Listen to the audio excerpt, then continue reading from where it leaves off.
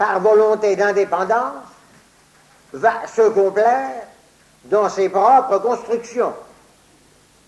C'est de là que sortira la philosophie idéaliste qui prétend tout tirer des constructions de l'esprit humain.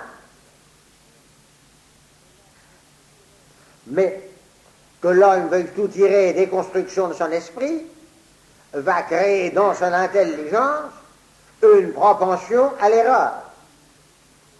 Certes, l'intelligence humaine n'est pas détruite par le péché originel, elle restera capable de découvrir beaucoup de vérités, mais ça sera toujours avec un abondant mélange d'erreurs, parce que la blessure du péché met en elle une propension à l'erreur.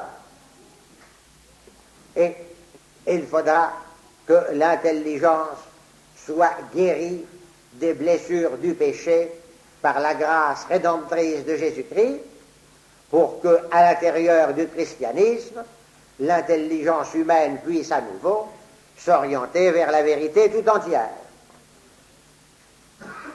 Dans notre volonté, c'est une blessure de malice, dans cette complaisance mise en nous-mêmes, cette recherche de nous-mêmes, cette volonté d'indépendance, ce refus de toute dépendance. L'homme sera désormais attaché à son jugement propre, à sa volonté propre, à son amour propre. Dans le domaine des passions, il y aura la blessure de concupiscence, révolte des passions contre la raison et la volonté dont j'ai parlé tout à l'heure. Et il y aura en même temps la blessure de faiblesse. La nature humaine affaiblie et diminuée n'aura plus les capacités de résistance qu'elle avait dans son intégrité. Vous voyez donc que le péché originel a mis l'humanité dans un état très misérable. Voici les hommes désormais livrés à leur cupidité, à leur passion, à leur orgueil, et quand ils sont livrés à leur cupidité, à leur passion et à leur orgueil, ils s'opposent les uns aux autres, ils s'entretuent, ils se persécutent les uns les autres, ils cherchent à se dominer les uns les autres, et la vie humaine devient un enfer. Eh bien, tout cela, qui sont des conséquences du péché original, tout cela est confirmé par l'observation de l'histoire humaine. L'histoire humaine est une longue suite de malheurs et une longue suite de vices et de crimes. Et je vous ferai remarquer que pour ceux qui n'ont pas la foi chrétienne et ignorent le péché originel, le spectacle de l'histoire humaine est inexplicable. Car si l'homme était avec sa nature humaine intacte ou à l'état pur, on ne pourrait pas expliquer une telle suite de malheurs, de crimes et de vices. Le spectacle réel que donne l'histoire humaine est inexplicable quand on ne connaît pas par la foi ce que nous venons de voir sur le péché original. Cet état lamentable dans lequel se trouve l'humanité, l'homme est par lui-même absolument incapable d'en sortir, car il ne peut pas par lui-même retrouver une vie surnaturelle qui est pur don de Dieu. C'est pourquoi, hors de la rédemption par Jésus-Christ, dont je vous parlerai dans les prochains cours, l'homme laissé à lui-même est irrémédiablement pécheur, incapable de sortir du péché et de ses conséquences. Et en ce moment, toute la liturgie du carême est là pour nous répéter sans arrêt qu'hors de la rédemption par Jésus-Christ, nous sommes irrémédiablement pécheurs. Mais l'amour infini de Dieu qui nous a créés pour se donner à nous, a voulu aller au-delà du don jusqu'au pardon. Et à l'homme repentant, Dieu a promis un sauveur qui délivrera l'humanité du péché et de ses conséquences. Et désormais, toutes les générations humaines ne pourront plus vivre que dans l'attente et l'espérance du salut annoncé par Dieu.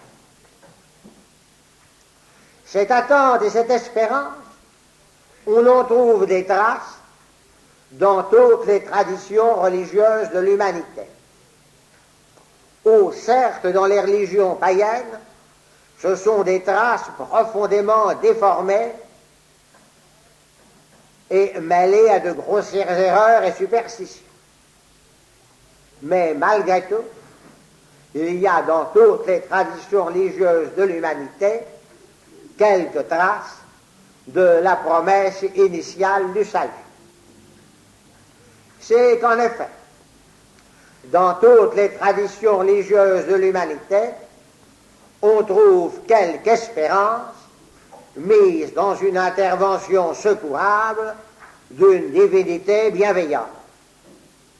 Et cela, l'homme par lui-même n'aurait pas pu en avoir l'idée s'il n'y avait pas eu une promesse de Dieu pour l'annoncer. Et malgré tout, cette promesse primitive du salut a été profondément déformée à travers une longue transmission.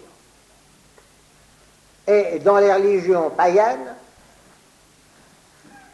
elle se trouve mêlée à de grossières erreurs et superstitions. Quelquefois même mêlée à des rites démoniaques qui mélangent l'obscène avec le macabre.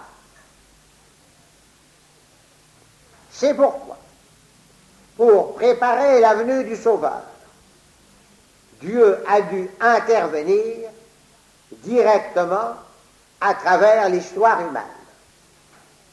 Il y a eu d'abord une première intervention à l'époque de Noé, mais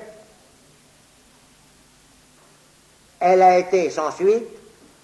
Les erreurs et les vices du paganisme ont recommencé à pulluler de tous côtés. C'est alors que Dieu a décidé de choisir un peuple qui lui appartiendrait et dans lequel il interviendrait à tout moment pour maintenir le culte du vrai Dieu et la promesse du Sauveur. Et cela a été la vocation d'Abraham et du peuple juif issu d'Abraham que Dieu a mis à part. Dans ce peuple juif, à travers la longue suite des patriarches et des prophètes, cela a été une intervention constante de Dieu pour instruire le peuple juif de la vraie religion établie par Dieu, comportant le culte du vrai Dieu, pur de toutes les erreurs et de tous les vices du paganisme, comportant une morale authentique fondée sur les 10 commandements de Dieu, et surtout comportant la promesse du Sauveur, qui se fait de plus en plus précise à travers la longue suite des patriarches et des prophètes. Dans la préparation du Sauveur par le peuple juif, c'est dans le domaine religieux, préparation sur le terrain religieux, une intervention directe de Dieu, comportant souvent la prophétie et le miracle.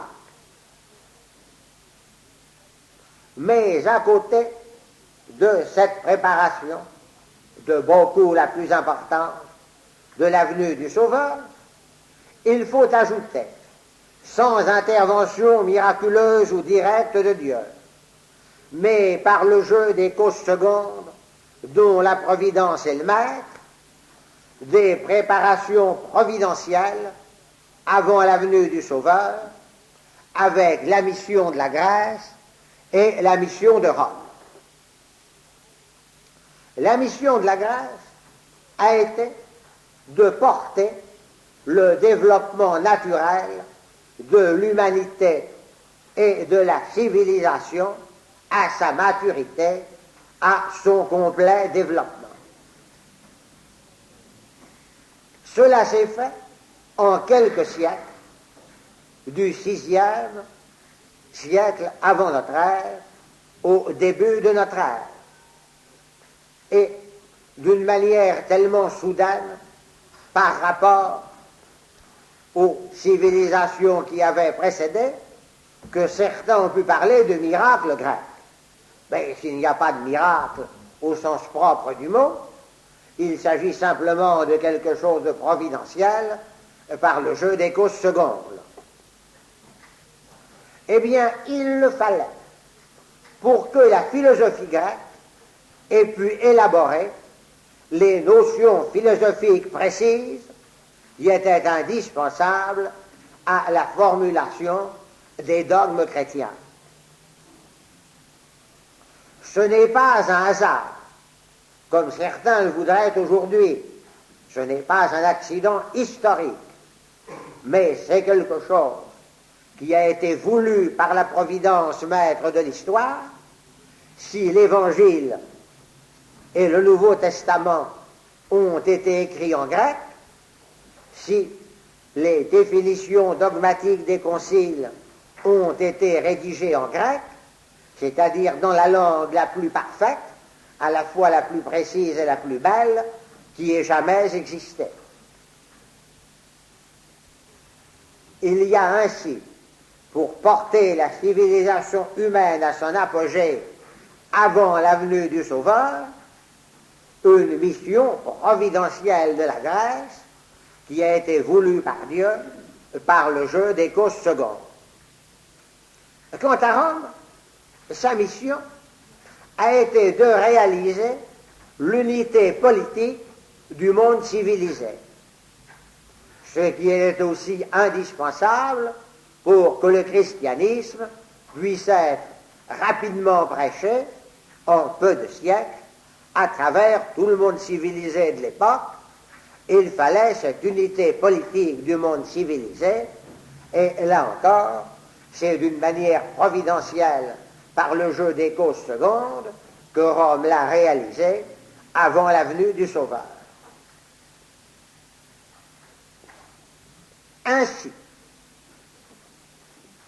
c'est pour le Sauveur qu'en le sachant, les patriarches et les prophètes ont prêché et prophétisé. Mais c'est pour le Sauveur que, sans le savoir, les poètes de la Grèce ont chanté, les philosophes de la Grèce ont formulé leurs notions précises, et que le dur pas des légions romaines a martelé tout le sol du monde civilisé de l'époque.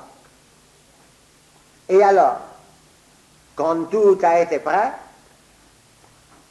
Dieu a envoyé son précurseur en la personne de Saint Jean-Baptiste, dont je vous parlerai par la suite, et l'annonce de la venue du Sauveur a été annoncée à Marie par l'archange Gabriel dans la scène de l'Annonciation, dont je vous parlerai également le 6 mai. Il nous reste maintenant à savoir qu'est-ce qu'a été le Sauveur annoncé par Dieu.